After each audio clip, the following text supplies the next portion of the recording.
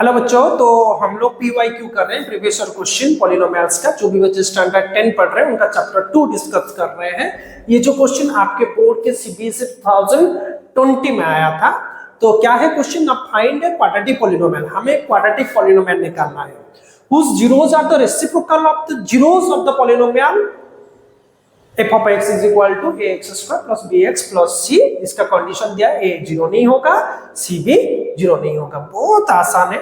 सबसे पहले मान लो ये जो पॉलिनोमियल है f of x, मान लो लेट the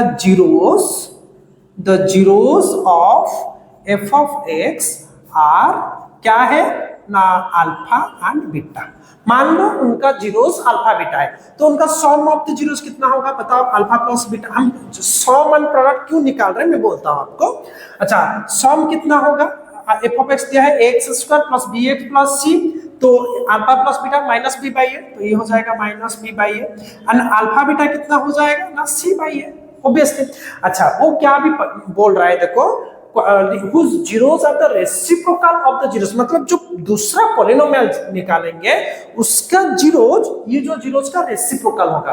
तो द रेसिप्रोकल्स, ये सुनो, द लिख सकते हैं the zeros of the another polynomial will be क्या होगा? 1 by alpha and 1 by beta, है ना। तो अब थोड़ा उनका सम निकालते हैं। क्यों निकालते हैं? क्योंकि हमको कोई भी पॉलिनोमियल, जो पॉलिनोमियल निकालने का फॉर्मूला क्या था? P of x क्या था ना, एक्स स्क्वायर, और P of x का यहाँ पे डायरेक्ट लिख देता हूं, पहले आपको पता चलेगा कि मैं क्यों ये स्टेप कर रहा हूं। कोई भी पॉलिनोमियल निकालने का फॉर्मूला क्या था? k whole into x square minus sum of zeros into x plus product of zeros। वही था ना आपका जो फॉर्मूला। क्योंकि यहाँ पे सम ऑफ जीरोस, जो कि मैं 1 by alpha plus 1 by beta, क्योंकि उसका जो सेकेंड पॉलिनोमियल जो निकाल रहा हूं उसका जीरोस में 1 by अल्फा 1 by बीटा लिखा, तो उनका सम ऐसे निकालूंगा। चलो, ये कितना होगा ना, अल्फा बीटा, ये हो जाएगा अल्फा प्लस बीटा। बताओ अल्फा प्लस बीटा कितना निकला था? यहाँ पे सब्स्टिट्यूट करेंगे ना, अल्फा प्लस बीटा निकला था माइनस बी बाई ए, और अल्फा बीटा निकला था मुझे सी बाई ए। तो डिनोमिनेटर ए कैंसिल हो जाएगा, तो ये निकलेगा माइनस बी बाई सी। ठीक है, अगर आपको यहाँ पे कंफ्यूज हो रहा है तो आप इस तरह से भी कर सकते हैं, minus b by a divided by c by a which is equal to minus b by a into a by c.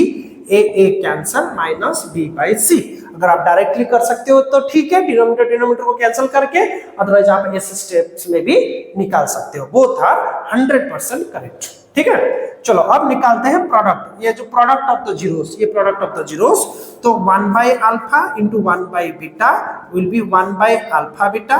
तो बताओ 1 by alpha beta formula c by है, तो इनका रेसिप्रोकल कितना हो जाएगा? a by c।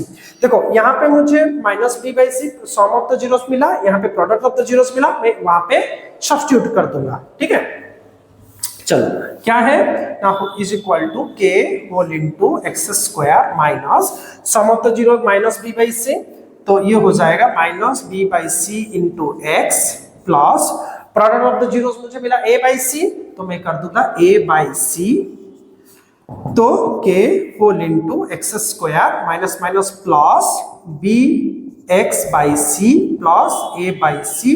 एलसीएम ले जाऊंगा c, ये k रहेगा बाहर। ठीक है, तो ये हो जाएगा सी x square plus b x plus ए।